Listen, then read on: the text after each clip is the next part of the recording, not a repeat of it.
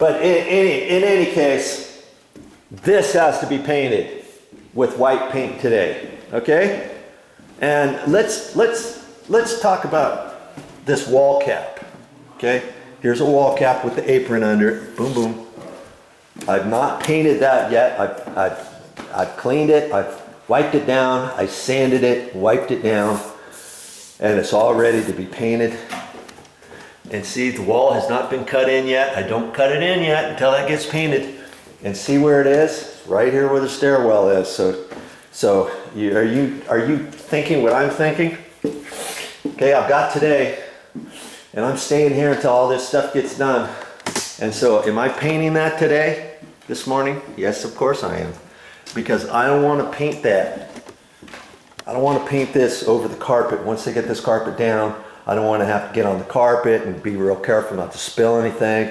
Make sure I don't spill the white paint on the wall. Know that I can't cut the wall in yet until I paint that. So if I paint that after the carpet, then I've got to cut this little section in, right in here, over the carpet, over the stairs that have carpet on it, right?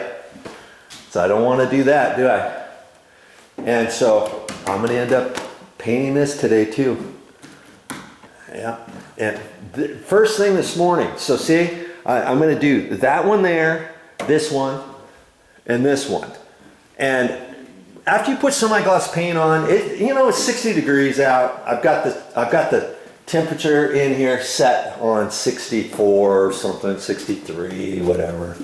Here's my thermostat. Look how I held it away from the wall to get my painting in. I just put a long screw in that plastic anchor there. It's a little wobbly.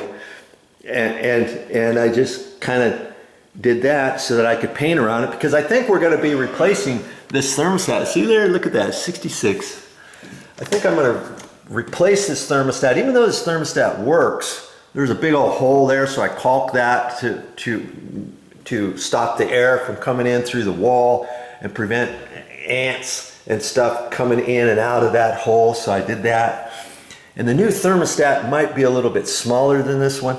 That's why I wanted to pull this off the wall and get it all nicely painted under here and everything, so that the new thermostat, I won't have to cut in around that new thermostat, okay? But so much for that. But like I was saying, for the semi-gloss paint, because it's over 60 degrees in here, once you put this semi-gloss paint on, it's not going to take that long to dry, to skin over.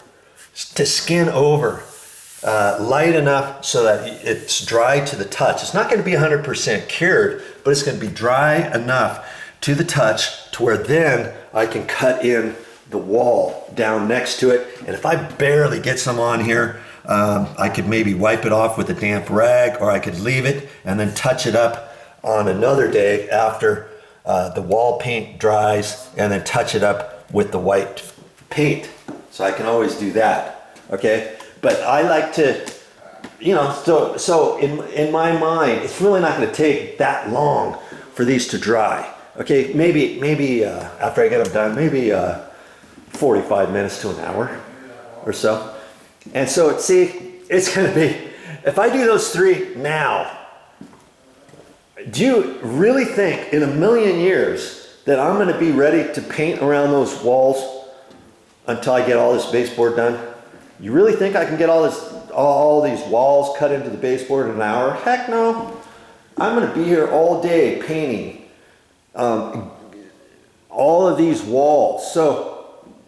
And cutting in, however long it takes, I'm here. So I just have to be real careful and mindful that, okay, I just can't, plain and simple, I just can't come in here. I could cut in around this, but I don't even want to get around this. I don't even want to have to be close to. I'll cut in and stop over here. I'll do the top of this and wait and know that that's wet. And now you drip paint on it, or you put your hip up against it. You put your hand on it, you think, oh crap, I forgot it was wet. I'm just going to stay away from this whole entire thing for a few hours and be mindful, knowing that, hey, I got plenty of areas to paint, don't I?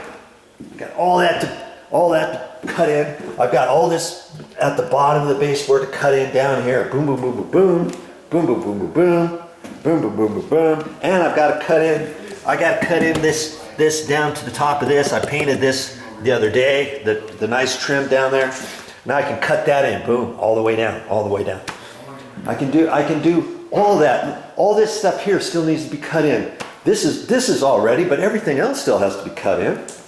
That's another thing I have to do too. Pull this up today and slide these two back into this hole. I got this all cut in. This was a different color or type of paint. This is the same color as this, but I opted for semi-gloss walls in here because it's for the washer and dryer. Out here is eggshell finish. Okay, so I've already cut this in, ready for the washer and dryer. Worst case scenario, hey, if I don't get time to put the washer and dryer in, no sweat. I can do that first thing in the morning while they're installing the tack strip, while they're cutting the tack strip, nailing it down, cutting the carpet pad, putting that down. That gives me plenty of time to monkey around, getting these back in here. Worst case scenario, I'll just slide these over so I have enough room to cut in this baseboard and all that kind of stuff. Okay. So I got lots of cut in. I'm going to be the cut in meister after today, when today is over. And let me show you the cut in brushes I'm going to use. And I think, I already know which one I'm going to use, but there's two different ones. Look at this little one. See this? This is the one I'm going to use right here. And I actually use this one. Let me show you the other one I have here. This is the one I usually cut in. I've cut in all my ceilings with that. Okay, because it's got the long handle too. Sometimes, like that high stuff up there, I had to get up on the ladder and tippy toe and hold this out about like that to get to it. If this was a small paintbrush, I couldn't have gotten the tips. And then down here, I was kneeling on top of this, on top of some shelving, so I didn't break through the sheetrock, and reaching up there as high as I could, tweaking my back, holding this about like that, so I could cut that in way up there. I think I did a halfway decent job up there. And so this one comes in really handy. I don't think I'm going to use that today. I think I'm going to use this one.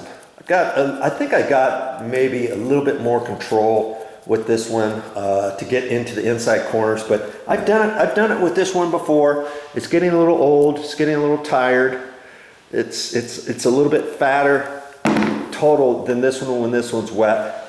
Okay, and so I think I'm going to use this one. I'm just going to take my time and go for it. And that's what I used. That's what I used for this to cut in and stuff. And on the wide stuff, you know, it's kind of wide there. So when you put it on, if you flatten it out, like here, let me try to do this. Here, I'll do it over here. Okay. If you're painting like this, you don't have to paint. Get it on there and then flatten it out. See how it wings out at the top? I could do pretty much the whole jam that way, couldn't I? This whole edge from here to here. And then after I get the paint on, then I can flatten it out both ways, see? And then I go at the end, I go this way. You know, from the top down and get it. Just do it ever so lightly, and then everything kind of lines up. This thing actually works pretty good. When I did it on the side, I put it in the middle, flatten it out. It won't flatten out the whole thing, but this takes a lot of paint. So I'll paint it on there, and then I can hit it on the same angle this way, same angle over here, and then I do a once over on the whole thing like that. And then this contours right into the grooves in the nooks and crannies. And then overall, I'll go down. I'll show you how to paint a door frame, you know, downstairs when I get down there. Okay, but that's what I'm going to use for that. And I'm not quite sure on the face of these on the window stools. I'm toying with the idea. See, I could probably, I'll just paint it with my 2.5 inch. But see, you know, there's lots lots here that I'm going to have to blend in. And if you're really good at semi-gloss, you can do it. But if you're not that good, you could still get it on as best you can this way. And if you see lines, then you could take a mini roller at the end. After you get all the paint on, and you've already got it nicely cut in. You got to cut in nicely all the way around everything, and you've got paint up here, and you don't have it on the same evenness. And it's looking a little streaky. What could you do for the face? Well, you could take a mini roller with a little 4-inch mini roller or a 6-inch. Look where I stacked all my stuff because I had to get it. Remember I had it all. I had it all stacked out here in the middle of the room. I just brought it all in here, strategically stacked it. Here's all my empty buckets over there. Here's paint that I've been using. Here's my main paint right there. And I even filled this up with all kinds of stuff. See? Well, I got my 4-inch little paint roller here, and I've got some nice 4-inch rollers, and I could even do it with a 6-inch if I wanted. I got a nice 6-inch in there too, and then see a 6-inch mini roller, and I could just take my paint, put it in the little paint tray with the mini roller, boom, boom, boom, boom, boom, and over the face of it, do the face at the very last. You know what I mean? And get it as close to the edge without hitting or anything. And at least the main body of this will be nice. It'll bring up its own little textured type of look, because I don't care what kind of roller cover you use, it's going to be different than your paintbrush strokes. Okay?